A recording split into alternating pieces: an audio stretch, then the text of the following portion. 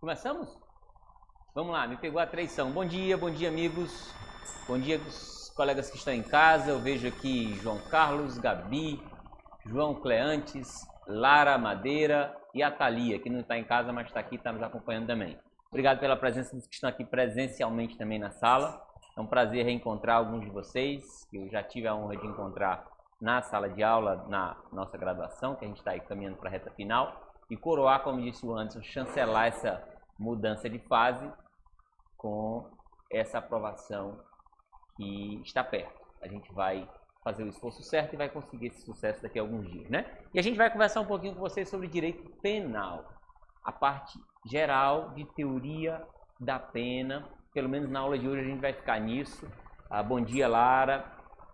A gente vai ficar nisso na aula de hoje. Talvez a gente vai ter um outro encontro, que a gente vai falar de outros assuntos, mas a gente vai falar de teoria geral da pena hoje, né?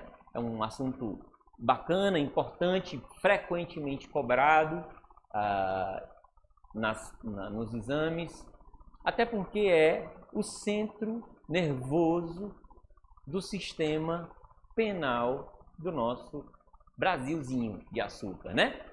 Tanto assim que nós optamos aqui por chamar a nossa disciplina de direito penal e não de direito criminal, como fizeram os italianos. Para nós, a pena é uma coisa que chamou mais a atenção desde sempre. Na verdade, a humanidade inteira sempre se preocupou com as consequências, com o que vai acontecer comigo se... Bom dia, seja bem-vinda. O que vai acontecer comigo se... Qual é a consequência de determinada conduta que eu adotar que seja contrária às convenções da sociedade. Tem alguém querendo participar? Se fizesse silêncio era melhor. Eu estou falando de uma furadeira. O pessoal que está de casa não sabe do que eu estou falando. Alguém está usando uma furadeira que vizinha a nós. E quando a idade vai chegando, a gente perde a linha de raciocínio muito rápido. Vocês vão ver isso daqui a 40 anos, quando vocês chegarem na minha idade. Gente, mas então é o seguinte. A gente sempre... Queiramos nós ou não, a gente sempre pauta as nossas condutas, a gente busca pautar a nossa conduta a partir das respostas que a gente recebe. Ninguém vai de biquíni para um casamento, embora não seja proibido, né? E ninguém vai de terno e gravata e de salto 13, tem salto 13? Tem as mulheres? Tem? 15, ninguém vai de salto 15 para a praia, no domingo de manhã, comer caranguejo, embora isso não seja proibido. Mas a gente está preocupado, a gente pauta a nossa conduta com as sanções que dela decorrem, né? Se você for para um casamento de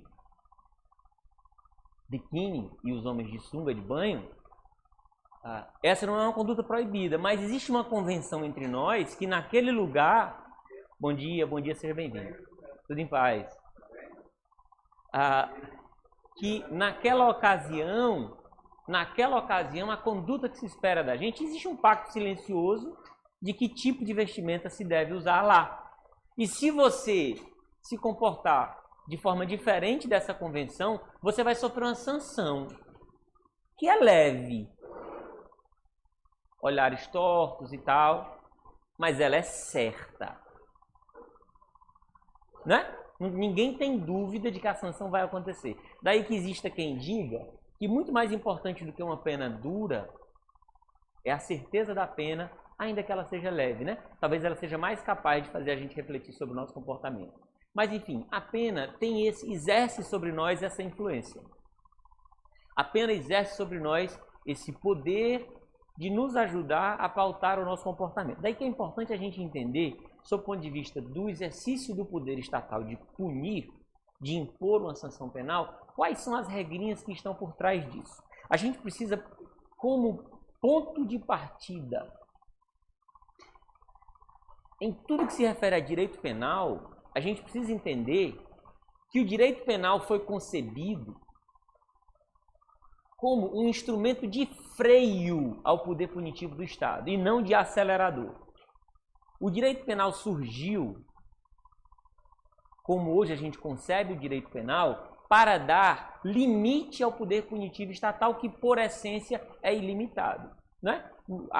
O conceito de soberania é justamente aquele poder que não conhece outro maior, que não conhece outro igual, né?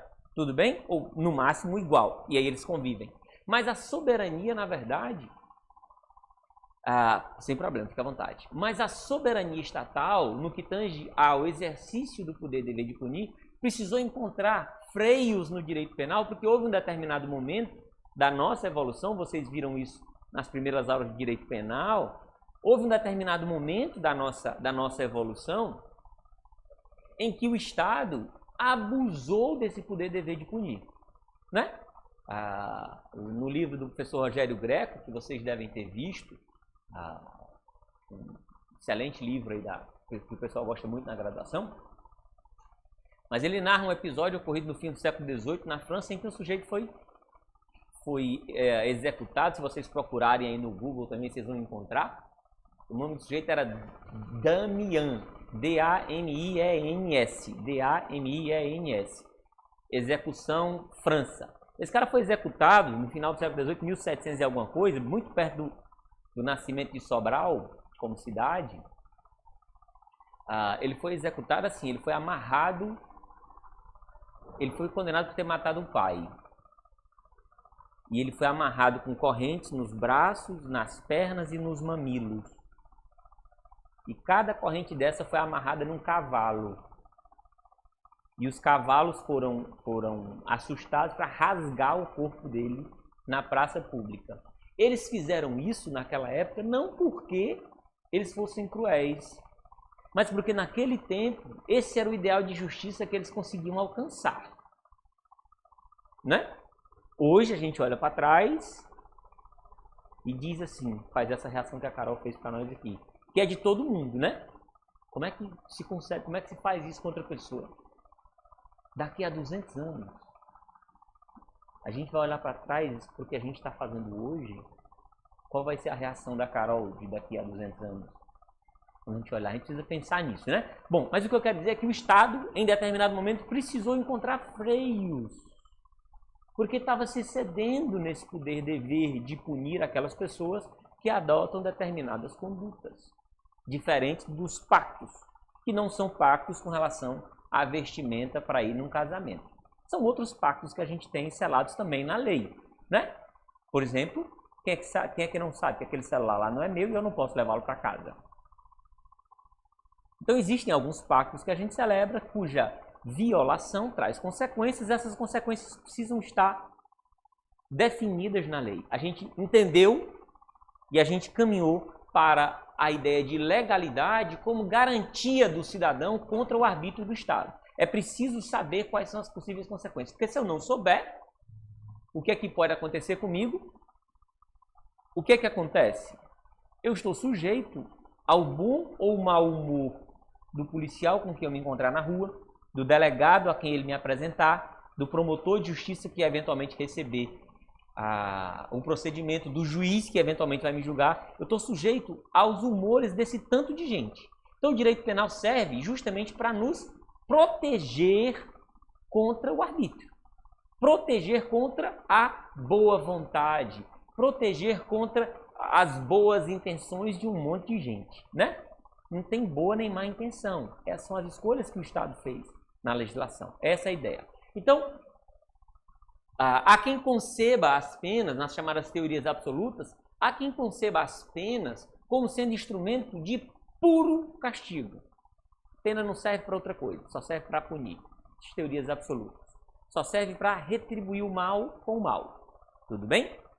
Há quem diga, no extremo oposto, que as penas, na verdade, elas não têm finalidade de punição. Porque eu não preciso olhar para trás, eu preciso olhar para frente. Eu quero é que o sujeito não cometa novos crimes. Então, o meu objetivo é, segundo os adeptos das teorias relativas, o objetivo, a finalidade, o que nós esperamos de uma pena é que ela evite, que ela previna a ocorrência de novos delitos. Então, as penas, segundo as teorias relativas, têm finalidade principalmente preventiva e não punitiva. Estou olhando para frente, né? Quem pune olha para trás, para o que aconteceu. A finalidade preventiva tem mais uma ideia de perspectiva. Eu quero evitar que novos delitos aconteçam. E existem as pessoas, os teóricos que fundem essas duas noções. Dizem o seguinte, não, a pena precisa atender essa dupla finalidade. é o que acontece com o nosso sistema. Se você abrir aí o seu artigo 59, vou pular aqui alguns slides. Eu transcrevi o artigo 59, ele está aqui na tela de vocês agora, os colegas que estão presentes conseguem ver também.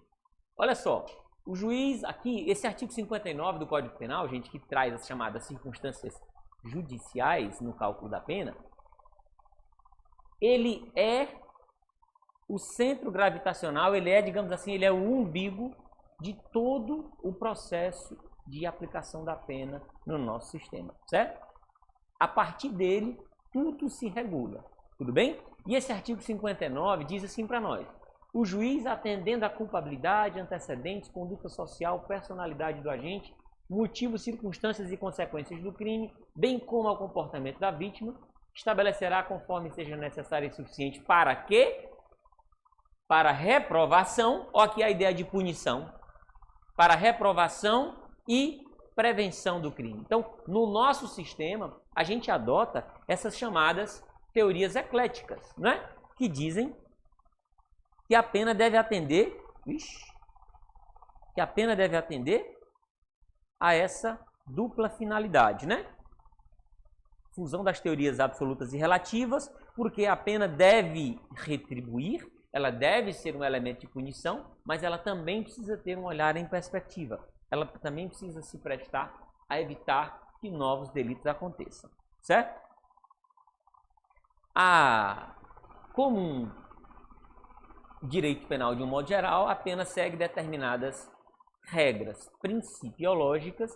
O que são princípios? São valores, às vezes explícitos, às vezes implícitos, decorrentes de certas escolhas que a gente faz e que devem orientar esses princípios, esses valores, devem orientar o legislador e o aplicador do direito na hora que ele for fazer o seu trabalho. Deve orientar o legislador acerca das escolhas que o legislador deve fazer, acerca, enfim, da proporcionalidade, etc. E deve orientar também os demais aplicadores do direito, desde o que tem o primeiro contato com a cena do crime, desde o policial até o ministro do Supremo Tribunal Federal, devem se pautar por esses princípios na hora de fazer valer as escolhas do nosso legislador, né? O primeiro e mais importante princípio para nós, nesse contexto que a gente falou do direito penal como um freio, como uma proteção ao cidadão contra o arbítrio do Estado, é o princípio da legalidade. Diz, inciso 39 do artigo 5º da Constituição, não há crime sem lei anterior que o defina e nem a pena sem prévia cominação legal. Artigo 1º do Código Penal também a gente já sabe disso. Essa legalidade, digo de novo, com a finalidade de nos proteger contra o arbítrio. Ela tem 4 implicações importantes, né? Legalidade significa, em primeiro lugar, significa também, sim, aqui só deixando claro uma coisa, aqui a gente fala de legalidade em sentido estrito, reserva legal ou intervenção legalizada. Certo? Legalidade em sentido estrito, reserva legal ou intervenção legalizada são nomes que a doutrina usa para falar da mesma coisa. Nesse inciso da Constituição, é consenso de que o legislador usou a palavra lei no seu sentido mais estrito possível, né?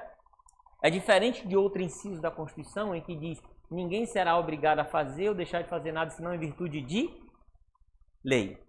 É consenso também que essa lei aí é lei em sentido amplo, certo? Por exemplo, quando você vai estacionar num determinado local que tem uma placa proibida de estacionar, você não vai encontrar uma lei dizendo que é proibido de estacionar ali, né?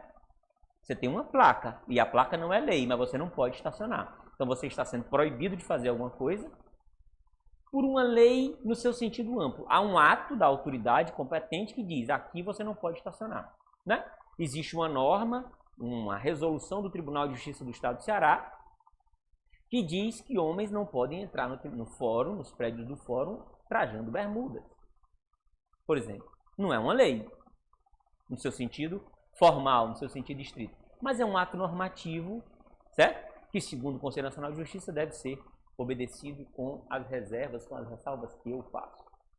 Mas é minha opinião pessoal, não é exatamente o caso, né? Então, lei, nesse outro inciso lá, ninguém será obrigado a fazer ou deixar de fazer nada, senão em virtude de lei, é lei em sentido amplo, ato normativo, né? De uma autoridade competente. Aqui não. Aqui é lei no seu sentido estrito. Lei, aquela espécie normativa mencionada na Constituição que precisa de aprovação nas duas casas do Congresso, sanção pelo Presidente da República e tal. Tá certo assim? Tudo bem? Lei no seu sentido formal. Medida provisória. O que é a medida provisória? Diz a nossa Constituição que o Presidente da República pode adotar medida provisória com força de lei. Tem força de lei. Pode tratar de matéria penal? Olha o dedinho. Os mais. Não pode tratar de matéria penal. É inconstitucionalidade formal. Ela não pode tratar de matéria penal. Está certo assim?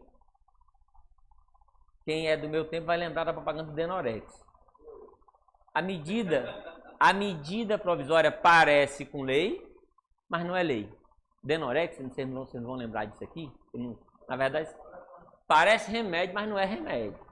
Denorex era um remédio, um shampoo para caspa, enfim, lá de alguns anos atrás. Não vou dizer não para não confessar aqui minha idade. E não botar a perder a tinta que eu botei no meu cabelo. Mentira, gente, eu não pinto o cabelo não.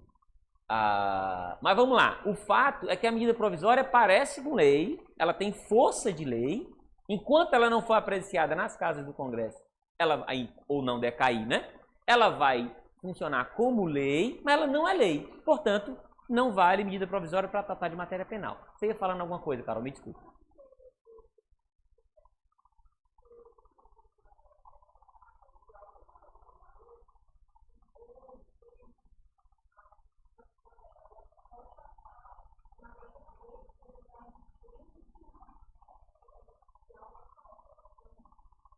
O problema é que a Constituição veda o uso da medida provisória para essa finalidade. O que é que acontece? Vem para o mundo e ela, evidentemente, vai passar pelo controle de constitucionalidade, controle concreto pelos juízes e tal, e inclusive pode ser objeto de controle de constitucionalidade abstrato no âmbito do Supremo Tribunal Federal. Essa é uma matéria que formalmente não é passível de ser tratada lá, né? É uma novidade interessante, eu não conhecia essa percepção, mas eu sei, mas não me parece cabível, sabe? Não me parece cabível porque é a matéria que não pode ser tratada lá, não pode. Até porque, o que acontece? No dia que tem um bonitão, amigo do Presidente da República de plantão, que se viu em maus lençóis, porque foi pego com a boca na botija praticando determinado crime, e aí vai lá o Presidente da República e edita uma medida de provisória de encomenda para beneficiar aquela pessoa, por exemplo. A ideia da legalidade é justamente nos proteger disso. Nos proteger do arbítrio, num sentido ou no outro. Você está entendendo isso? Por quê? Porque a aprovação de uma lei ela tem mais controles, porque vai ser debatido nas duas casas do Congresso, em que estão representadas todas as forças da sociedade. Lá nas duas casas, lá na Câmara dos Deputados, lá no Senado Federal, lá você tem a bancada evangélica, você tem a bancada ruralista, você tem a bancada, enfim, e aí vai, dos artistas, a bancada, enfim, todas as forças, né, que estão aí, né, que formam a tensão, o tecido social, o nosso tecido social, estão representadas lá, nas duas casas do Congresso. Então, do resultado da interação dessas forças é que resulta a lei. Tudo bem? Então, a medida provisória não vale, na minha impressão, nem para beneficiar por conta disso, tá certo? Porque ela não é lei. E a Constituição veda o uso de medida provisória para fins de tratar de matéria penal. Mas eu vou atrás de estudar esse seu ponto, que é interessante. Não deixa de ser interessante. Tudo bem? Legalidade, gente, implica também anterioridade. Não basta que haja lei, a lei tem que ser anterior ao fato e não ao julgamento, tá certo? Lembrem que eu falei que a ideia da pena ela serve como uma baliza para que a gente paute o nosso comportamento, né? Então ela tem que ser anterior ao fato e não ao julgamento, tudo bem? Para que ela se aplique. E aí a gente já sabe que existe a possibilidade excepcional de aplicação retroativa de uma lei penal, aí sim, Carol, desde que ela seja benéfica, né? Nenhuma dúvida com relação a isso aí, tá certo? A lei tem que ser anterior, tudo bem. A lei tem que ser tornada pública, óbvio. Porque é a publicidade da lei que gera a presunção de que a gente conhece a lei. É óbvio que ninguém aqui conhece todas as leis que estão em vigor no Brasil. É impossível, é muita coisa. E também ninguém sabe, ninguém pode, desculpa, vocês sabem disso, ninguém pode chegar lá diante do juiz e dizer, eu não sabia que portar arma era crime. Eu não sabia que levar 10 quilos de cocaína no carro era crime. Ninguém pode fazer isso. Né? Ninguém pode alegar esse desconhecimento da lei para se eximir de responsabilidade. A gente já sabe disso. E o que gera a presunção de que todo mundo conhece é o fato de que a lei se tornou pública. Ou seja, você teve a chance de conhecer. Né? Essa publicidade, pelo Diário Oficial mesmo, mas ela se tornou pública, ela está a seu alcance. Se você não leu, paciência. Né? A tarefa de provar que cada um leu o Diário Oficial em que foi publicada a lei tal e tal e tal, seria absolutamente impossível para o Estado exercer o poder punitivo. Então, a publicidade é uma etapa necessária do processo legislativo que gera a presunção de conhecimento. E, além do mais, ainda temos a questão da vigência, né? Ela só, na verdade, a lei precisa estar em vigor antes da data do fato e não ter sido publicada. Então, ela não pode entrar em vigor antes da publicação, claro, né? Ela só pelo menos a partir da publicação, é que ela pode ter vigência. A legalidade também significa, gente, determinação ou clareza. Vamos falar aqui de clareza. A lei precisa ser clara. A lei não pode ter conceitos abertos demais. Porque se ela deixar um conceito muito aberto, quem é que vai preencher o conteúdo desse conceito? Né? Eu costumo citar o exemplo de um dispositivo que estava no nosso Código Penal e já foi revogado, que era a definição do crime de adultério, em que o legislador definiu o crime de adultério como cometer adultério. Cometer adultério, ponto. O que é isso? O que é cometer adultério? Em que momento esse crime está consumado? É muito aberto, tudo bem? Tá certo assim? Você pode ter alguém, imagina só, um juiz que vai julgar a pessoa acusada de adultério, nesse exemplo, e que o juiz é adepto da poligamia ou das famílias. Como é que eles estão falando hoje, hein? O sujeito que vive, o Ronaldinho Gaúcho, por exemplo, é um sujeito que tem, parece que 2 ou 3 esposas que moram, convivem bem e tal. É um arranjo familiar que eles encontraram, eles se dão bem e tal, estão certos assim. Você imagina se é um juiz que vai julgar uma pessoa acusada de adultério, é uma pessoa que compartilha dessa ideia. Ele vai ter uma leitura sobre isso, né? Tudo bem? Agora, se o juiz que vai julgar essa acusação de adultério é um sujeito que tem convicção mais conservadora, que não aceita nem, por exemplo, pessoas conviventes do mesmo sexo biológico. Qual é a percepção que esse juiz vai ter dessa realidade? E a legalidade precisa nos proteger disso, né? Então, o legislador dizer cometeu adultério, essa lei é materialmente inconstitucional, porque ela fere a legalidade. Esse dispositivo fere a legalidade, na medida em que ele não diz o que é adultério. Responder um story do Instagram é adultério? Tem gente que acha. Curtir a foto daquela menina de biquíni ou daquele cara saradão lá na academia treinando é adultério? Tem gente que acha que é. Tem gente que acha que não é. E aí vai de cada um, né? E aí a legalidade não se compadece com isso. Tudo bem? Tá certo? É necessário que o legislador diga o que é e diga qual é a pena. Tudo bem? De forma clara, para que o homem médio da nossa sociedade entenda. Tudo certo assim? E por último, legalidade significa também taxatividade. No direito penal não existe invenção. No direito civil eu posso inventar com você um contrato. A gente pode inventar um jeito novo de se relacionar no seu trabalho. Vou contratar o seu serviço para fazer determinada coisa na minha casa e a gente pode inventar aqui um contrato, desde que não fira as regras gerais do contrato, mas eu posso contratar com você. Direito civil eu posso elaborar com você. Direito penal não. Ou está na lei ou não interessa ao direito penal. Tá certo assim? Por mais asco que aquela situação gere em você, por mais sentimento de reprovação que ela gere em você, se não está previsto na lei como crime, não interessa ao direito penal. É essa a situação, né? Por exemplo, incesto, relações sexuais, etc., entre irmãos, entre pai e filho. É evidentemente excluída aqui a possibilidade de estupro, né? Estou falando de estupro. Estou falando da relação consentida entre irmãos, entre pai e filha, ou filho, mãe e filho, ou filha.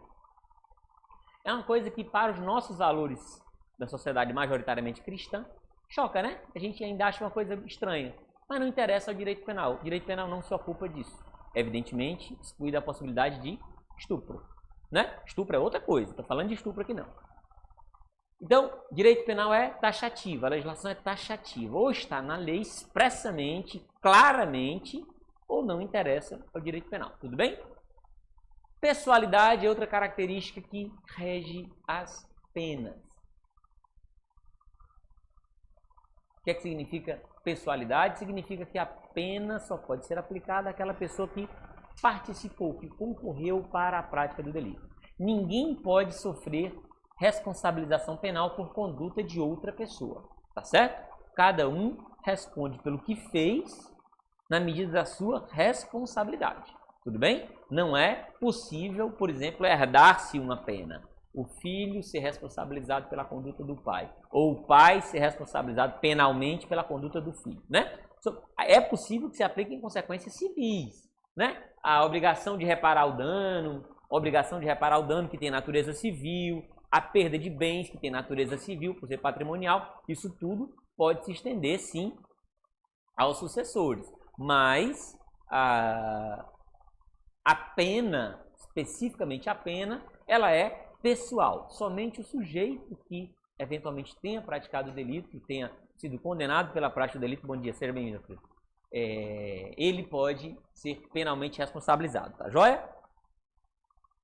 Proporcionalidade é um princípio implícito decorrente das nossas escolhas constitucionais e está no artigo 59, naquele que eu disse que é o umbigo, né? O centro nervoso, o centro gravitacional de todo o sistema de aplicação da pena. Ele diz lá, esse artigo 59, que a pena precisa ser aquela necessária e suficiente. A pena não pode ser fraquinha demais, ela tem que ser suficiente. Para quê? Para reprovar e prevenir. O juízo de proporcionalidade, gente, ele é um juízo de meio a fim. O que é que eu quero dizer com isso? Eu preciso saber, quando eu vou falar de proporcionalidade, eu preciso saber o seguinte: este meio que eu estou empregando, qual é a relação dele com o objetivo que eu busco? Eu estou com sede. Para cuidar dessa minha sede, eu vou comer um pedaço de carne do sol. Este meio não é proporcional ao meu objetivo, tá certo assim? Por quê? Porque este meio, comer um pedaço de carne do sol, não é capaz de entregar o meu objetivo. Tudo bem? Quando eu falo de proporcionalidade, a ideia é esta. Onde é que eu quero chegar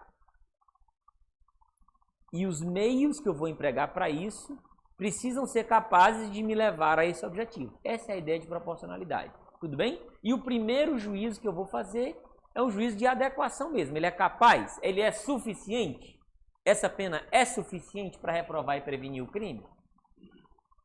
Depois que eu faço esse juízo, sim, ela é suficiente. Aí eu faço uma segunda pergunta. É necessário? Porque ele tem que ser suficiente, mas ele não pode, a pena não pode ser maior, mais dura, mais forte do que o estritamente necessário para reprovar e prevenir o crime. Entenderam? Tá certo assim? A pena não pode ser mais fraca, ela tem que ser suficiente, e nem pode ser mais forte, ela tem que ser dentro do limite do que seja necessário, tá certo? A pena precisa ser necessária e suficiente. Pena mais dura do que a necessária, ela será desproporcional, na medida também, do mesmo jeito que a pena fraca demais, ela será desproporcional, né? Porque ela não proporciona, ela não me leva onde eu quero. E por último, nós temos o princípio da inderrogabilidade. O que é que significa a ideia de inderrogabilidade? Inderrogabilidade significa dizer que o Estado, quando ele me impede de resolver no tapa uma diferença que eu tenha com você, né? Um conflito de interesses que eu tenha com alguém, com o Alfredo, com a Lívia, com a Carol, quando o Estado me impede, quando ele traz para ele, né, o monopólio do uso da força, ele também assume a obrigação de não deixar passar. Diante da ocorrência de um fato delituoso, não se trata de faculdade. O Estado tem o dever de investigar, de averiguar e proporcionar àquela pessoa acusada da prática de um crime um julgamento justo. E impor a pena que eventualmente se considere cabível naquele caso. Tá certo assim? Tudo bem? A inderrogabilidade significa isso. A imposição da pena não é faculdade, mas dever do Estado. Tá certo assim, gente? Beleza? Até aqui tá tudo ok para nós? Nesse cenário todo com relação às penas, existem algumas penas que são vedadas de forma abstrata no nosso direito. Pena de morte, como regra. Uma vez eu vi uma prova que dizia o seguinte: verdadeiro ou falso? Direito brasileiro admite a pena de morte. Verdadeiro. Verdadeiro. Tinha só isso. É uma pegadinha, né? Porque a gente vive numa situação de regra, e na situação de regra não se admite a pena de morte, tudo bem? Na situação de regra é essa. E a frase era só essa, ela não dizia que era situação de regra. A frase era só essa. Direito brasileiro admite a pena de morte. Ponto. Verdadeiro. Existe uma situação que o nosso direito, já na Constituição, admite em tese a possibilidade de imposição de pena de morte, né? O que se veda a pena de morte é, por exemplo, se fosse assim, admite-se a pena de morte em tempo de paz, essa afirmativa é falsa, não pode, né? Nem emenda constitucional pode sequer tramitar com relação à alteração disso aqui, a gente sabe disso, né? Tudo bem? Então, pena de morte, nós temos uma possibilidade para os crimes militares. Se você olhar lá no nosso Código Penal Militar, você vai encontrar alguns delitos definidos no Código Penal Militar que tem previsão expressa de imposição de pena de morte, morte por fuzilamento, né? Então, a regra é, entre nós, em tempo de paz, não se admite pena de morte, né? Pena de caráter perpétuo, o legislador não pode definir um delito e, para aquele delito, definir pena perpétua, de caráter perpétuo. Nada impede, gente, atenção, que numa situação concreta, o sujeito praticou tantos delitos em concurso, é outro assunto que a gente vai falar também no próximo encontro, os concursos de crimes. O sujeito praticou tantos crimes, que foi condenado pela prática de tantos crimes, que no final das contas ele recebeu penas somadas de 200 anos de reclusão. Já ouviram falar disso já? Eu nem sei a pena dele, mas deve ser. Eu suponho que seja isso, Alfredo. Ele falou do Fernandinho Beiramar aqui. Um exemplo bem famoso, que de vez em quando aparece aí na mídia, é daquele médico Roger Abdelmaci, né? Ele já é um senhor dos seus, talvez, 80 anos de idade, 70 e tantos anos de idade, e parece que ele tem uma condenação apenas superior a 170 anos de reclusão. Ou seja, a não ser que ele seja o novo Matusalém, né? Não.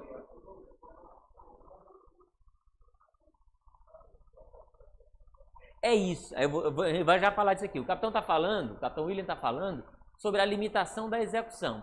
Eu vou já chegar lá, capitão. Obrigado pela contribuição. Mas o que acontece? Não existe nenhum crime que tenha pena de 170 anos. Né? Nesse exemplo que a gente está falando aqui, desse médico, o fato é que ele foi condenado pela prática de vários crimes. E aí as penas, nesse caso, foram somadas e nós chegamos ao limite de...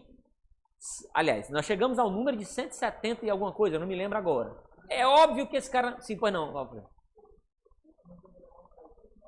O Alfredo está dizendo para nós aqui, que consultou na internet, que a pena somada do Fernandinho Beiramar é 309. Pois é. Não tem perspectiva desse cara viver 309 anos. Ele não vai viver 309 anos. Então, a pena perpétua. Mas aí o legislador encontrou um caminho para dar concretude a essa previsão abstrata. Esse aqui é um comando dirigido ao legislador. O Constituinte está dizendo para o legislador, você não pode definir nenhum crime com pena perpétua. E aí, para o judiciário, né, já no momento da execução da pena, o legislador, para dar concretude a essa previsão, disse o seguinte, olha, toda vez que alguém, hoje o limite é 40 anos, né, com a alteração que houve em 2019, com vigência a partir de janeiro de 2020, o legislador disse o seguinte, toda vez que alguém for condenado com penas somadas que passem de 40 anos, ele só vai cumprir no máximo 40, né? Então, esse é um limite de execução, não é um limite de aplicação. Você pode aplicar a pena de 2.000 anos, evidentemente por vários crimes somados, mas ele só vai executar 40, né? Tudo bem? E esse também é só uma parte da verdade, a gente vai falar disso no artigo 75 do Código Penal. É possível que o sujeito cumpra mais de 40 anos, é possível sim. Se ele continuar cometendo delitos, toda vez que ele for receber uma nova condenação, zera a contagem, começa tudo de novo e tal. Mas a ideia é, nós não podemos ter um crime cuja pena abstratamente seja pena, prisão perpétua. Não pode, o legislador veda isso, né? Não pode haver penas de trabalhos forçados, ou seja, não pode haver um crime cuja pena seja o trabalho, o que não significa que o sujeito não tenha que trabalhar, pelo contrário. O artigo 31 da Lei de Execução Penal prevê que uma das obrigações do condenado à pena privativa de liberdade é o trabalho, mas o que acontece é que o trabalho, nesse caso, não é a pena. Entenderam? O que nós não podemos ter é a pena ser trabalho. Não é isso. A pena, o trabalho, nesse caso, é uma das técnicas, é uma ferramenta que o Estado deve utilizar, a que está sujeito o condenado, para recuperar, enfim, para a história da prevenção, né? A prevenção, nesse caso, é a prevenção especial. Esse trabalho, inclusive, se o sujeito se recusar a trabalhar lá, ele não vai poder ser amarrado e arrastado para o trabalho. Ele vai sofrer sanções, outras espécies de sanção, né? Não pode haver pena de banimento, a exclusão do nacional do território nacional, ele não pode, nós não podemos banir alguém pela prática de um crime, né? E não pode haver penas cruéis. Penas cruéis, aí cabe a doutrina e a jurisprudência definir que sejam penas cruéis, mas o que se concebe como penas cruéis são aquelas penas incompatíveis com a dignidade da pessoa humana, né? Não se admite tortura, não se admite mutilação, tudo bem? Há quem diga, inclusive o Supremo Tribunal Federal já reconheceu o chamado estado inconstitucional de coisa, o estado de coisa inconstitucional no sistema penitenciário nacional, mas isso não quer dizer que a execução da pena privativa de liberdade seja em si uma pena cruel, né? Nós ainda não entendemos a pena privativa de liberdade como uma pena cruel, não é isso. O que está acontecendo é que ela está sendo desvirtuada na execução, a gente precisa corrigir a execução. Corrigida a execução, dado o formato, dadas as condições para o sistema penitenciário funcionar normalmente, nós não temos nenhum problema com a pena privativa de liberdade, né? Certo? Penas cruéis, portanto, a gente concebe como essas penas que sejam incompatíveis com a dignidade da pessoa humana. Tudo bem? O Constituinte menciona, exemplifica algumas. Eu digo que é exemplificado aqui porque ele diz que ele menciona, né, a Constituição no artigo 46, no inciso 46 do artigo 5º. A lei regulará a individualização da pena e adotará, entre outras, as seguintes. Ele menciona aqui 5 exemplos. Privação ou restrição da liberdade é a mais grave que a gente adota no nosso tempo de paz, na nossa situação de regra. A perda de bens, multa, prestação social alternativa, suspensão ou interdição de direito. Eu digo que isso aqui é um mero rol exemplificativo. Por quê? Porque a própria Constituição diz que a lei a regulará e adotará, entre outras. Ou seja, o legislador pode inventar outras penas diferentes dessas aqui, desde que essas penas não ofendam aquela previsão que eu acabei de mostrar. Desde que não seja pena de morte, desde que não seja pena de caráter perpétuo, desde que não seja pena cruel, desde que não seja pena de trabalho forçado e desde que não seja pena de banimento, o legislador ordinário, né, que é o responsável pela formatação positiva do direito penal, o legislador ordinário pode inventar outras espécies de pena, tá certo? Tudo bem? Pois não, diga lá.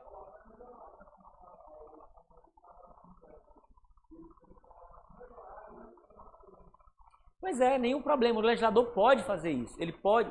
Cabe ao legislador, o Alfredo disse que o legislador pode melhorar, inclusive, a execução da pena. Na verdade, eu diria que é dever do legislador buscar essa sintonia fina, sempre buscando, Alfredo, melhorar, na verdade, tornar mais eficiente esse processo de execução da pena, para que a gente atinja cada vez mais o nosso objetivo, que é punir, ok? Quem cometeu um delito, mas também com olhos no futuro, né? Para evitar que essa pessoa volte a cometer delitos.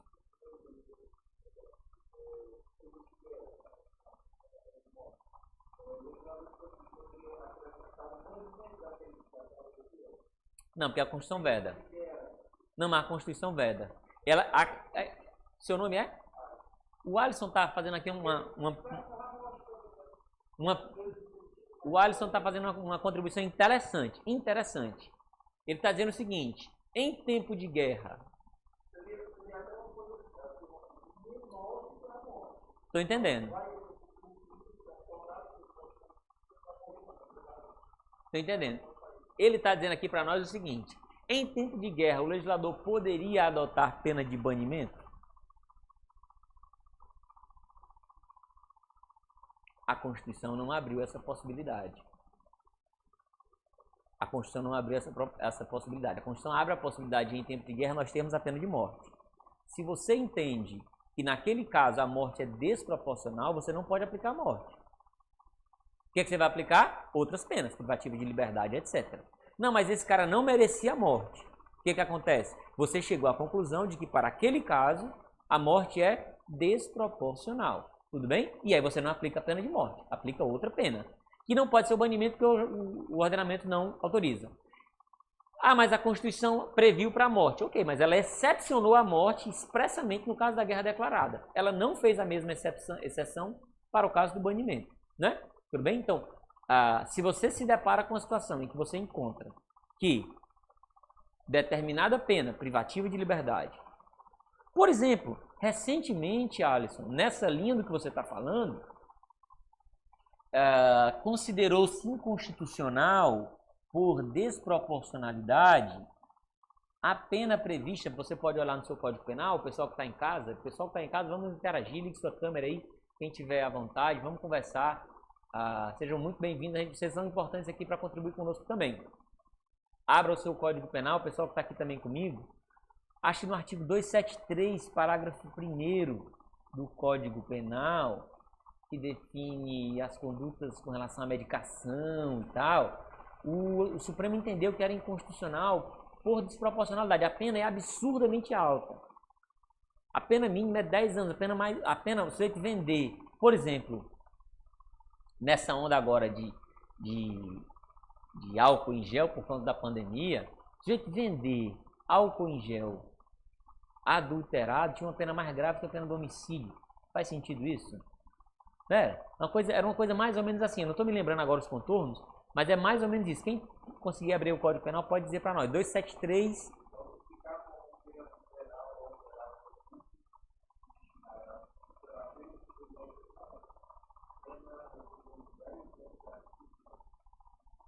Aí vai o parágrafo primeiro, ele vai me lá. E aí o parágrafo primeiro fala de cosmético. Você imagina uma pessoa que vende um batom falso, um batom ou um cosmético qualquer que seja ele, está sujeito a uma pena mais grave.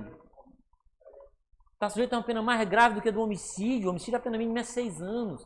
Isso é proporcional? Não. O que é que a gente faz, Alisson? Deixa de aplicar isso. Isso é inconstitucional. Está entendendo isso? Por quê? Por ser desproporcional. Tá certo? Então, a minha impressão, Alisson, a minha resposta a essa pergunta, muito bacana, é no sentido de dizer que não cabe. Não cabe o banimento. Se você entende que a morte é desproporcional, é severa demais naquele caso, não aplica a morte, aplica outra espécie de pena, né? Tudo bem? Tem uma palavrinha aqui que é muito importante a gente ter em mente também, amigos, que é a individualização da pena.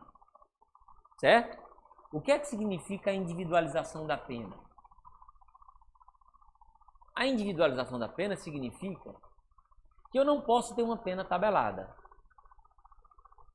Por exemplo, para o crime de homicídio, o nosso Código Penal prevê penas que variam entre 6 anos E aí, a depender das situações, a gente pode chegar até a 40 anos. Né? No artigo 121, parágrafo 4º do Código Penal, você vai encontrar a possibilidade de eu aumentar a pena em ainda 1/3.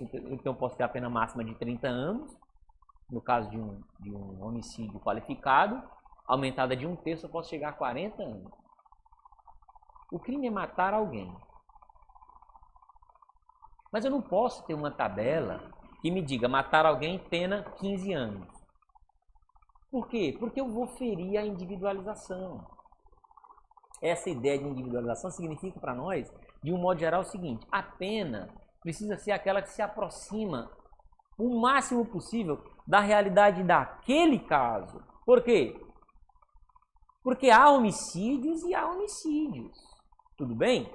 Não é? Há situações em que instintivamente nós sabemos que merecem, pelo nosso juízo médio de reprovação, porque a gente carrega os valores da nossa sociedade em que a gente vive, então a gente sabe que essa situação aqui não pode receber a mesma resposta daquela outra. Não é? Por exemplo, Fernandinho Beiramar, para pegar aqui o exemplo do Alfredo, é uma pessoa que, segundo o que se diz, segundo as acusações que são feitas contra ele, ele movimenta toneladas de drogas há muitos anos. Pois é. Aí, veja só, eu posso... Qual é o crime que o Fernandinho Beiramar pratica? Artigo 33 do Código Penal, né? Tudo bem? Vender droga, tudo bem? Mas eu posso comparar o Fernandinho Beiramar com o sujeito que é pego com 10 pinos de cocaína vendendo na festa aqui no clube aqui de Sobral? Mas o crime que eles praticaram é o mesmo, 33 do Código Penal. Mas é óbvio que eu estou falando de duas pessoas que merecem respostas penais diferentes, gente. Tudo bem? Eu não posso ter uma tabela, tráfico de drogas X, não. Eu preciso dar uma resposta individualizada, porque senão eu vou ferir também a proporcionalidade, né? Tudo certo assim? A pena que é necessária para o Fernandinho Beiramar é desproporcional por ser pesada demais para esse cara que está aqui pela primeira vez que foi pego vendendo os 10 pinos de cocaína lá na festa, lá no clube da cidade. Entenderam o que eu quero dizer? A ideia de individualização, portanto, me diz isso. É por isso que o legislador, quando ele define o crime de homicídio, diz matar alguém em pena reclusão de 6 a 20, e mais embaixo no parágrafo 2º, ele diz que, por exemplo, se esse alguém for um policial militar e o crime se der em razão das funções dele, a pena não é de 6 a 20, a pena é de 12 a 30. E isso o legislador está me dando uma margem, né? Dando ao juiz, lá na segunda fase, uma margem para que o juiz possa encontrar, neste caso concreto, qual é a resposta adequada. É mais perto do 12, ou é mais perto do 30, ou é no meio do caminho, né? A ideia de individualização, portanto, passa por aí. Tudo bem? Eu não posso ter... É possível que nós tenhamos, veja só, é possível que nós tenhamos duas pessoas acusadas da prática, de terem juntas praticado o mesmo crime e as duas pessoas receberem penas distintas. Isso é possível? É totalmente possível, perfeitamente possível. Na verdade, é o adequado a isso. Que cada um responda de acordo com a sua culpabilidade. Diz isso no artigo 29 do Código Penal, não é assim? Cada um responde de acordo com a sua culpabilidade. Vamos para outro exemplo famoso. Aquela menina Nardoni, né? Que segundo consta, foi morta pelo pai e pela madrasta. Quem recebeu pena mais grave? O pai. Vocês entendem por que eu preciso explicar? Por que o pai recebe uma pena mais grave que a madrasta? É óbvio. Espera-se dele mais proteção. A conduta dele merece uma reprovação maior do que a dela. Não estou dizendo que a dela está certa. Eu estou dizendo que espera-se dele mais. Isso é absolutamente normal, né? Aí você tem, por exemplo, num determinado crime de roubo, acontecido ali na ponte, dois homens numa moto... Aconteceu isso alguma vez? Isso é coisa que eu estou inventando. Tem? Dois homens numa moto roubando a pessoa? Tem? Parece que acontece. De vez em quando acontece, né? Dois homens numa moto abordaram a Carol e roubaram o celular da Carol. Já? Que coisa triste. Mas vamos lá. Dois homens numa moto roubaram a Carol, levaram o celular da Carol. A Carol conseguiu acionar a polícia, eles foram presos logo depois, levados a julgamento, os dois foram condenados. Um era reincidente e tinha 30 anos de idade, o outro era primário e tinha 19 anos de idade. A partir daí eu já sei, né? O sujeito que tinha 30 anos e era reincidente, ele vai ter a pena dele agravada. A reincidência agrava a pena, né? O outro que era primário não tem a agravante da reincidência e tem a atenuante porque ele tem menos de 21 anos de idade. Então já tenho penas diferentes a partir daí. Pois é, existe uma discussão se o cara do piloto da moto tem a participação de menor importância. No meu modo de conceber, não. Pelo contrário, eu acho que ele tem um papel talvez até mais importante porque ele é responsável pelo sucesso do crime. Exatamente. Se ele vacilar, o crime não vai dar certo, né? Eles vão ser presos, eles vão cair bem ali na frente, vão ser presos e tal. Mas é um debate, existe esse debate. Eu sou mais da corrente de que o papel do piloto é fundamental, importantíssimo no cenário aí, né? Mas enfim, o fato é que eu preciso individualizar e eu preciso dizer lá, se eu for adepto da teoria, como o Alisson contribuiu aqui com a gente, de que o piloto da moto, no roubo de dois homens numa moto, o piloto da moto tem papel de menor importância, eu, juiz, o que é que eu tenho que fazer? Dizer lá na sentença, ó, a pena desse cara aqui tá aplicando menor, porque no meu modo de conceber, a participação dele foi de menor importância. Por que é importante? Por que eu tenho que botar isso na sentença? Porque pode ser que alguém não concorde comigo, né? E na hora que eu coloco na sentença que eu estou aumentando a pena por isso, ou estou diminuindo a pena por isso, eu dou a você o direito de discordar de mim e de impugnar essa minha decisão no recurso. Ei, esse fundamento aqui não vale não, tá errado, ele se enganou. E lá na instância que vai rever minha decisão, ele pode encontrar alguém que concorde com ele, não é assim? Certo? Quando eu digo, por exemplo, que eu acho que o piloto da moto tem participação de menor importância, o promotor pode dizer, não senhor, vou recorrer. A pena dele não pode ser diminuída por causa disso não, porque a participação dele é importante. E aí o tribunal vai lá e pode rever, né? Então, individualização é palavra-chave quando a gente fala de pena, tá certo assim? Cada um responde pelo que faz, na medida... Isso é inclusive decorrência daquela ideia da pessoalidade, lembram? Vamos dizer que nós estamos afunilando, aprofundando a ideia de pessoalidade, né? Você vai responder pelo seu pedaço no latifúndio, né? Pelo que você fizer. E não é nenhum problema que a sua pena seja maior ou seja menor do que a pena de outra pessoa que praticou um crime igual ou mesmo da outra pessoa que com você praticou aquele mesmo delito. Tudo bem? Individualização, essa é a ideia. Prosseguindo. O nosso Código Penal prevê essas três espécies de pena e, na verdade, as penas restritivas de direitos elas se dividem em algumas outras espécies, né? Nós temos as penas privativas de liberdade, restritivas de direitos e a pena de multa. Tudo bem? Nós vamos falar hoje mais especificamente das penas privativas de liberdade. Lembrem que nada impede que o legislador conceba outras espécies, né? A gente já está aqui, a gente já saiu da Constituição e a gente já está indo para a legislação ordinária, por assim dizer, né? Então, o Código Penal prevê pena privativa de liberdade, as penas restritivas de direito e a pena de multa. São as três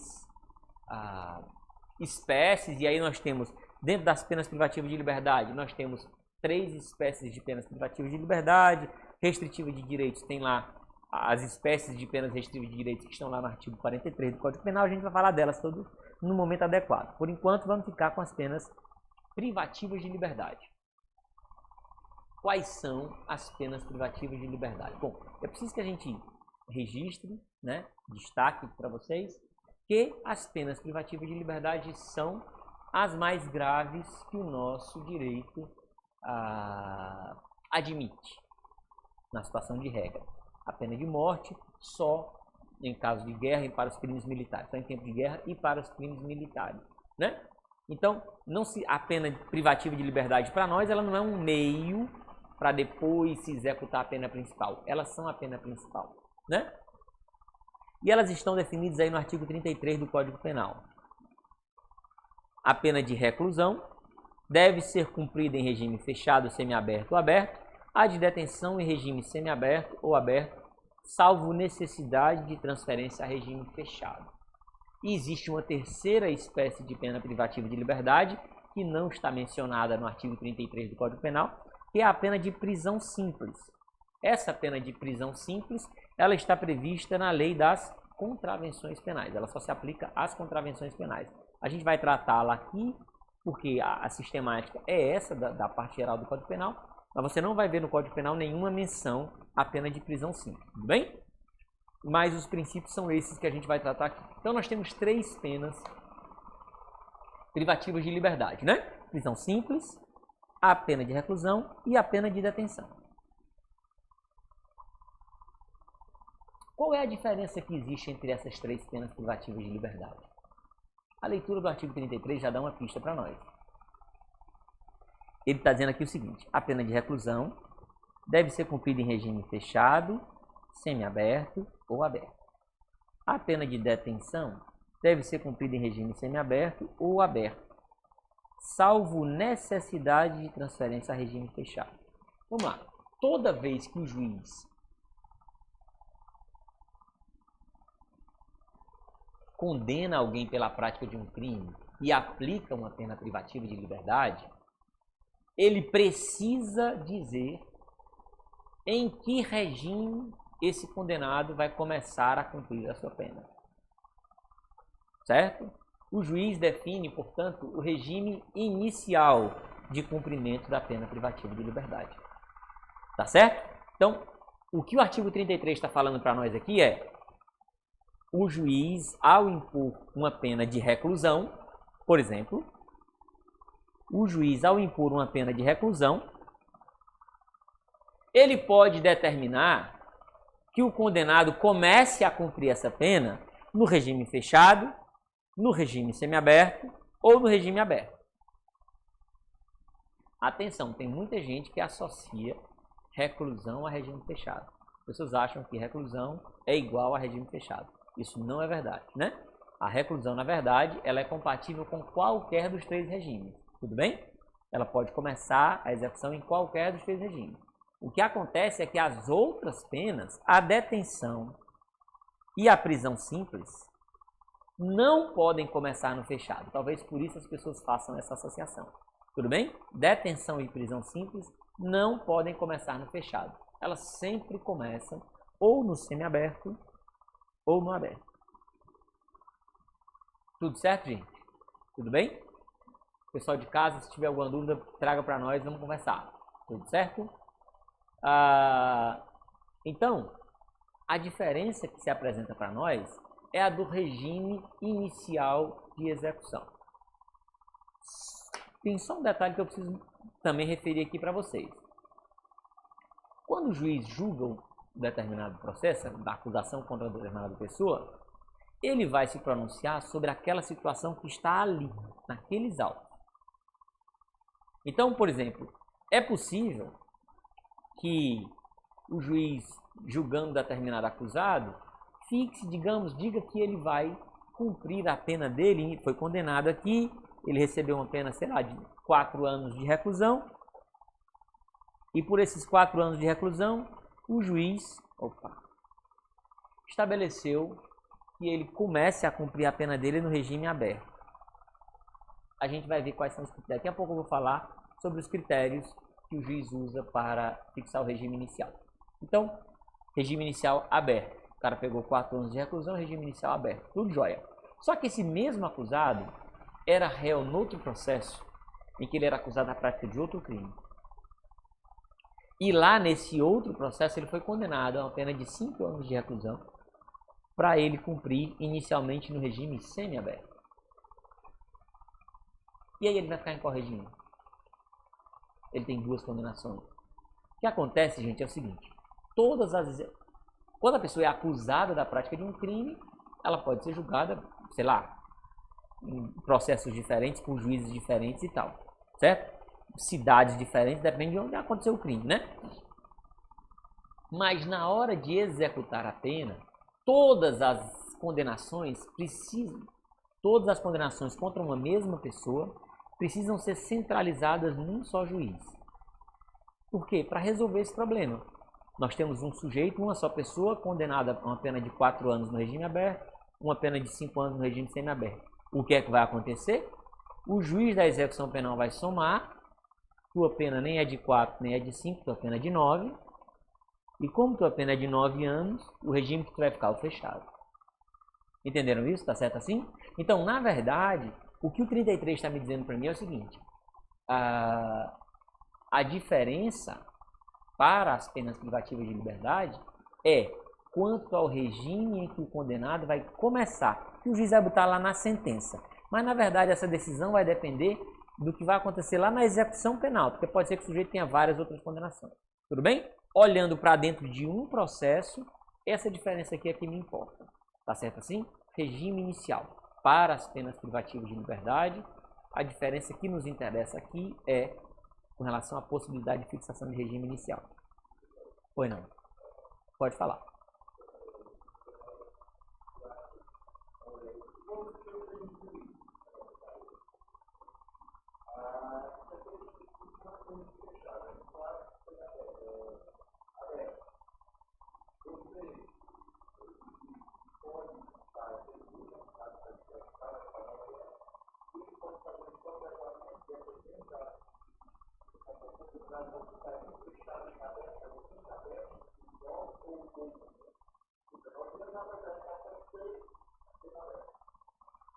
O juiz, veja só.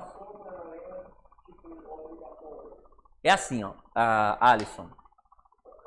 Eu estou entendendo a sua pergunta. O Alisson está me perguntando, o sujeito foi condenado no mesmo processo pela prática de alguns crimes, um deles uma pena de 5 anos, outro deles uma pena de 4 anos. Ele está me perguntando se eu posso fazer um sopesamento e, nesse caso, em vez de aplicar 9, que seria a soma dos 5 mais 4, aplicar somente 6 anos, por exemplo. E fixar, em vez do regime fechado, dos 9 anos, ou aberto, seja, fixar o regime semiaberto, né? O que acontece é o seguinte, Alisson, a legalidade ela não serve justamente para isso, para nos proteger, a sociedade toda, de voluntarismos, de subjetivismo, tudo bem? Então o que acontece? O legislador tem, a partir do artigo 69, nós vamos falar disso num outro encontro, o legislador tem critérios que vão me dizer qual é a técnica que o juiz vai utilizar para essa situação. O sujeito praticou diversos crimes, praticou 2 crimes, né? Não, exato, entendi. Ele usou o exemplo que eu falei, de 5 e um de 4 anos, tudo bem. Mas o legislador me diz quando é que a pena precisa ser somada, né? No caso do concurso material, artigo 69 do Código Penal. E quando é que eu posso fazer isso que você falou? Não vai ser os 9, eu vou pegar aqui os 5 e vou aumentar um pouquinho, vou aumentar um sexto, vou aumentar alguma coisa aí, né? O legislador me diz quando isso pode ser feito, tudo bem? Não é uma escolha do juiz fazer esse sopesamento, né? Ele está preso a amarras legais também com relação a isso aí. Quando eu digo que o direito penal ele é limite, ele quer dizer para mim o seguinte: quando ocorrer um homicídio, se ele for condenado pela prática de um homicídio, por mais bobo que ele seja, evidentemente eu não estou falando aqui das causas de diminuição de pena, mas o legislador está dizendo, juiz, você não pode aplicar uma pena menor do que 6 anos. Entendeu? Certo? Se você acha que é o homicídio mais simples que pode acontecer, então a pena é 6 anos. E por mais grave que ele seja, eu não posso aplicar mais do que os 40 lá, já com essa outra causa de aumento que eu falei. Entendeu isso? Tá certo? Então, o direito penal limita também a atuação do juiz nesse sentido. Tá certo? Ele vai precisar se ater. Então, ele pode, em vez de aplicar a soma de 5 mais 4, que daria 9, ele pode aplicar 6? Pode, se nós estivermos falando de concurso formal, artigo 70 está definido lá, ou se a gente estiver falando de crime continuado, que é o artigo 71, é possível que aconteça alguma coisa parecida com o que você está dizendo aí, entendeu? É possível sim, mas eu preciso saber que tipo de concurso de crimes aconteceu lá, tá certo? Então, gente, sintetizando o que nós tínhamos lá no artigo 33 do Código Penal, nós estamos dizendo aqui que é o seguinte: para a pena de reclusão, os regimes são aberto, semiaberto ou fechado, regime inicial, né? Para as penas de detenção ou prisão simples, não se admite o regime inicial fechado, somente os regimes aberto ou semiaberto. O artigo 33, voltando aqui a ele, prevê, expressa... Rian está pedindo a palavra. Rian, pois não? Pode falar, Rian. Porque eu não consigo ler aqui o que você colocou. Você pode ligar o microfone e falar para nós aí, Rian? David, você pode vir aqui, por favor? Você está me ouvindo? É só porque eu não estou conseguindo ler aqui uma pergunta. Beleza, só um instantinho. Eu acho que o Rian está perguntando se coincidência de uma causa de diminuição de pena, se a pena pode ser menor de 6 anos. Deixa eu só ver aqui. Só pra você subir um pouquinho o bate-papo aí, tá aí, ó. Isso na pena base. Se tiver causa de diminuição de pena, pode cair de 6 anos. Sim, Rian. Exatamente. Tanto que eu falei aqui, né? O homicídio mais simples que seja, a pena é de 6 anos, mas ela pode cair abaixo de 6 anos? Pode. Se tiver uma causa de diminuição de pena. Artigo 121, parágrafo 1º, por exemplo, diz que se o crime for cometido sob o domínio de violenta emoção, logo em seguida a injusta provocação da vítima, o juiz pode reduzir a pena, né? E é uma causa de diminuição, portanto, ela pode baixar de 6. É exatamente isso, Rian. Obrigado, viu?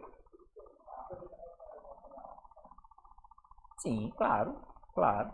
O que não se admite, e segundo a decisão do Supremo Tribunal Federal, é causa de nulidade do Tribunal do Júri, é o argumento que fede a naftalina, vamos concordar que ela é antigo demais, o argumento da tal da legítima defesa da honra, né? Que, pelo amor de Deus, né? Aí não pode, aí não vale, né, amigo? Na verdade, se eventualmente alguém ainda se atrever a utilizar esse argumento em plenário, no meu modo de conceber, a partir da decisão do Supremo Tribunal Federal, é caso de cessar a sessão, não pode continuar a sessão. Dissolve e marca outra sessão de julgamento e a sessão é nula. Não pode haver essa menção, porque, enfim. Mas, lamentavelmente, ainda tem gente que pensa assim, né? Vamos nós. Então, o 33, obrigado, Rian, pela contribuição. Espero ter atendido. Se eu não tiver atendido, diga aí que eu tento explicar melhor, de outro jeito aqui, certo? Veja só, gente.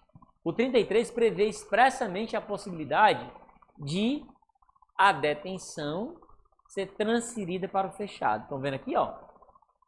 A de detenção, ela vai ser executada inicialmente no regime semiaberto ou aberto, salvo necessidade de transferência a regime fechado. Isso aqui é o que a gente chama de regressão de regime, certo? Quem cumpre pena de detenção não pode começar no fechado, mas ele pode ser transferido para o fechado se ele praticar alguma falta.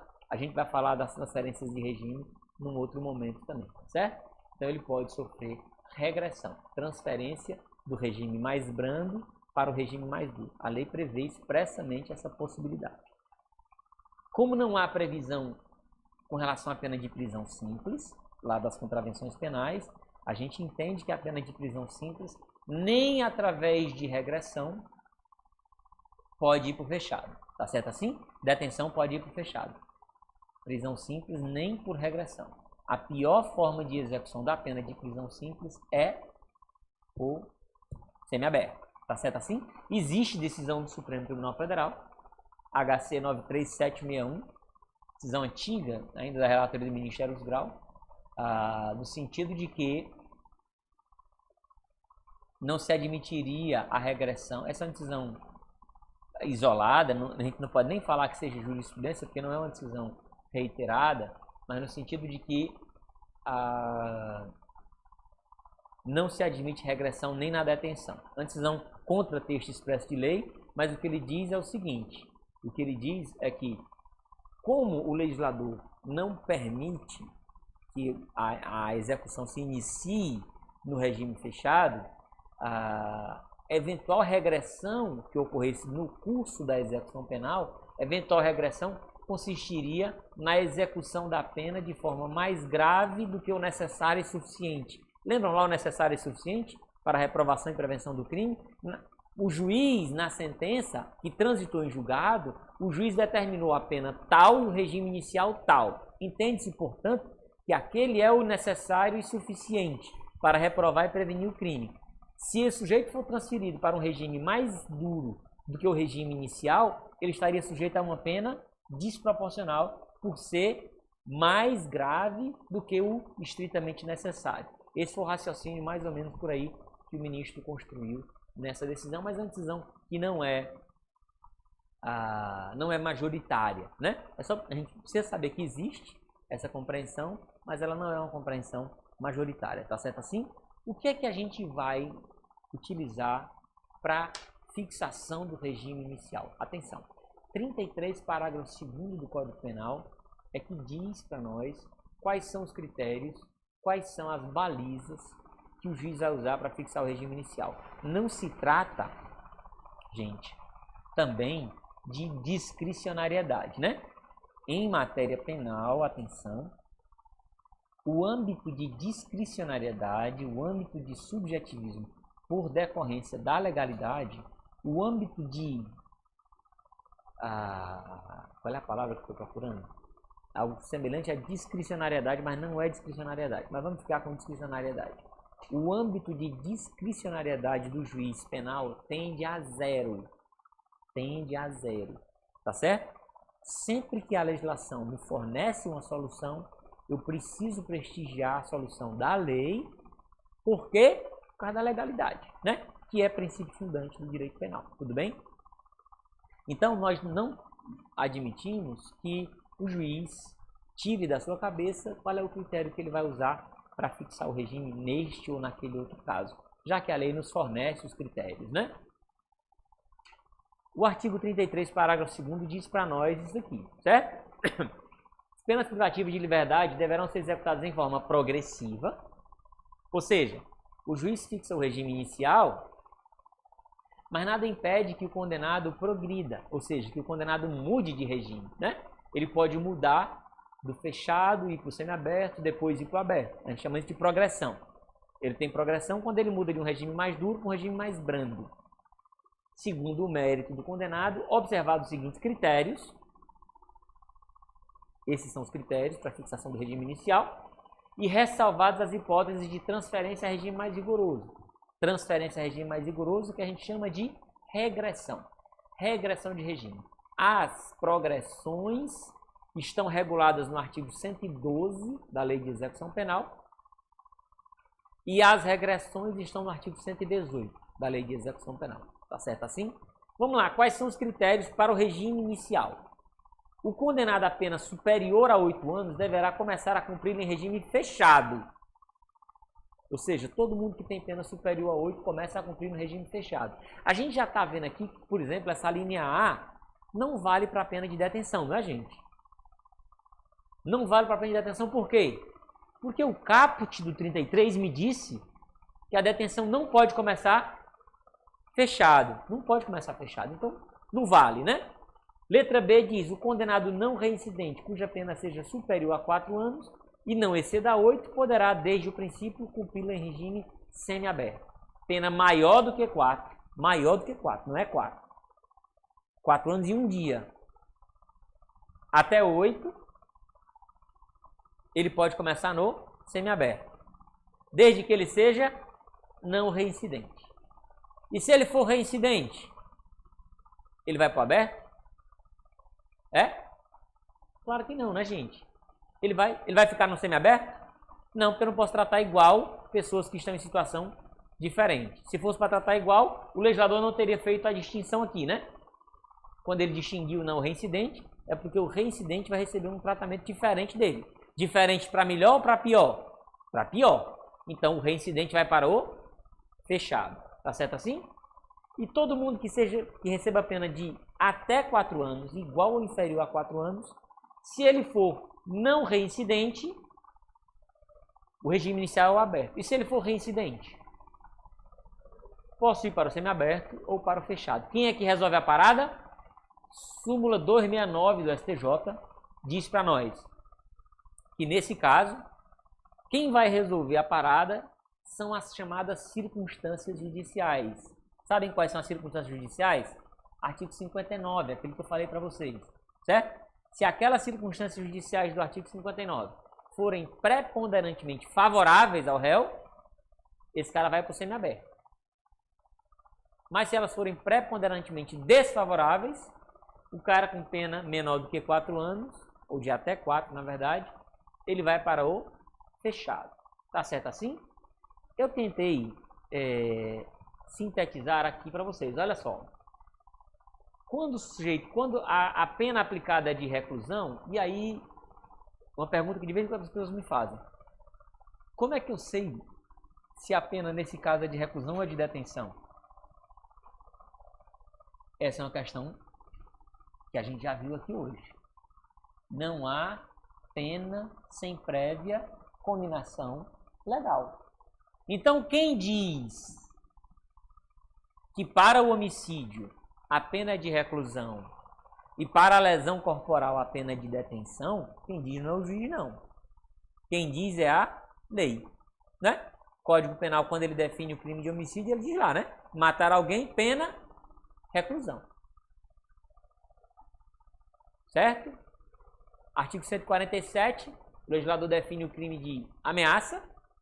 E para o crime de ameaça, o legislador define a pena de detenção. Então, quem disse a pena é de reclusão ou de detenção é o legislador. Tá certo? Então, ó, aquele 33 parágrafo 2º, gente, está sintetizado em 2 gráficos que a gente vai mostrar aqui para vocês. Ó, quando a pena é de reclusão, toda vez que ela for superior a 8 anos, eu não vou olhar se o cara é primário, se ele tem bons antecedentes, nada. Toda vez que a pena for superior a 8 anos, o regime inicial é o fechado, desde que ela seja de reclusão, né? Quando a pena é maior do que 4 e vai até 8, aqui, gente, é maior do que 8. 8 anos não cai nessa regra. 8 anos vem para cá. Tá certo assim? Aqui é quando ela é maior do que 8. 8 anos e um dia para frente, né? Toda vez que a pena ficar entre 4 e 8, maior do que 4 e não maior do que 8, se o réu é primário, regime inicial semiaberto. Se o réu é reincidente, por lógica, o regime inicial será o fechado. Toda vez que a pena for até 4 anos, para o réu primário, regime inicial é o aberto.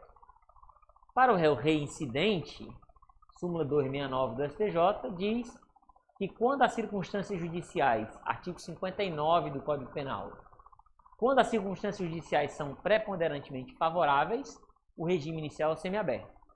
Quando as circunstâncias judiciais forem preponderantemente desfavoráveis, o regime inicial é fechado. Tá certo? Tudo bem? Isso para a pena de reclusão. Para a pena de detenção é bem mais simples.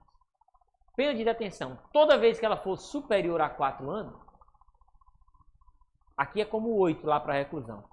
Pena de detenção superior, detenção ou prisão simples, viu, gente? Mesma regra. Certo? Toda vez que ela passar de 4 anos, não quero saber se o cara é primário, nada. Certo? Passou de 4 anos, regime inicial será o semiaberto. Pena de detenção de até 4 anos, para o réu primário, o regime é o aberto. Para o réu reincidente, o regime é o semiaberto.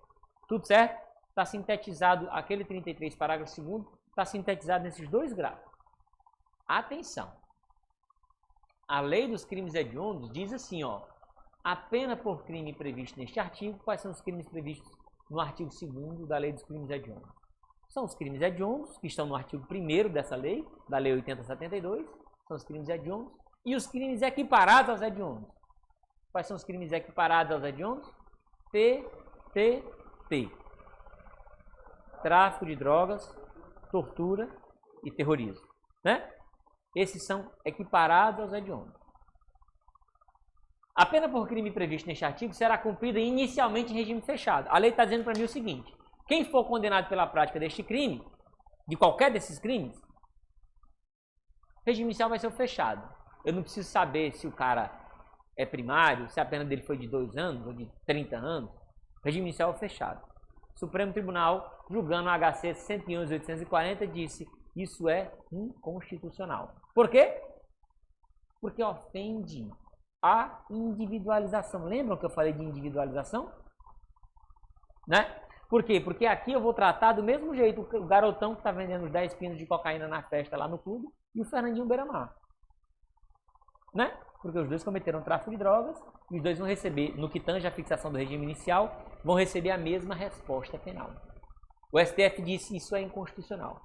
Mas essa decisão do STF, atenção, foi julgando um habeas corpus.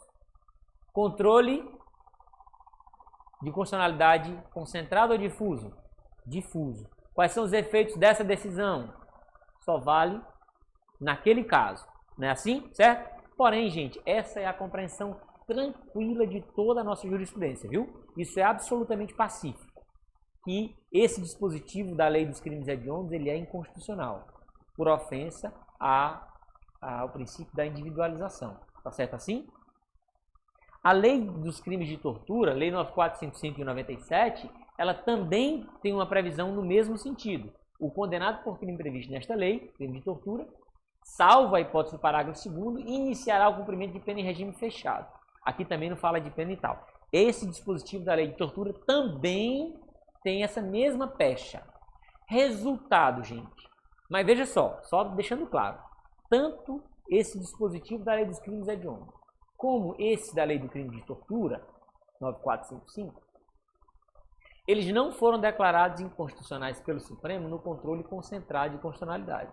Quando o controle é concentrado de constitucionalidade, vocês sabem disso, né? A lei desaparece do mundo jurídico, como se ela nunca tivesse existido, né? Nós adotamos a teoria da nulidade. Então, para nós, aquela lei é como se nunca tivesse existido, quando o Supremo declara inconstitucional a lei em sede de controle concentrado de constitucionalidade.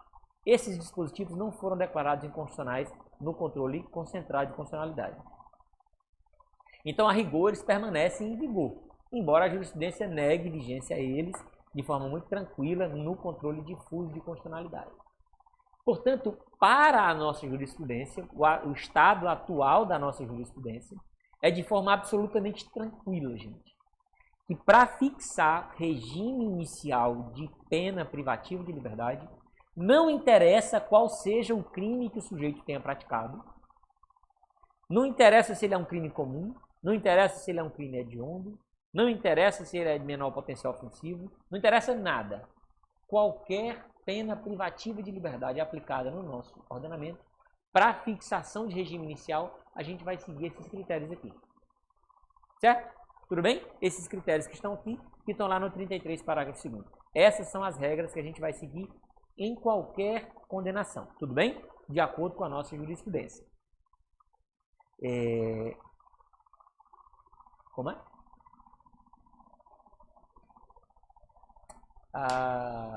Nós então vamos pausar aqui, tá certo? Para a gente o nosso intervalo, daqui a pouco vocês vão ficar com o professor Diego Peterson. Foi bacana para mim ter encontrado vocês, espero que para vocês também tenha sido legal.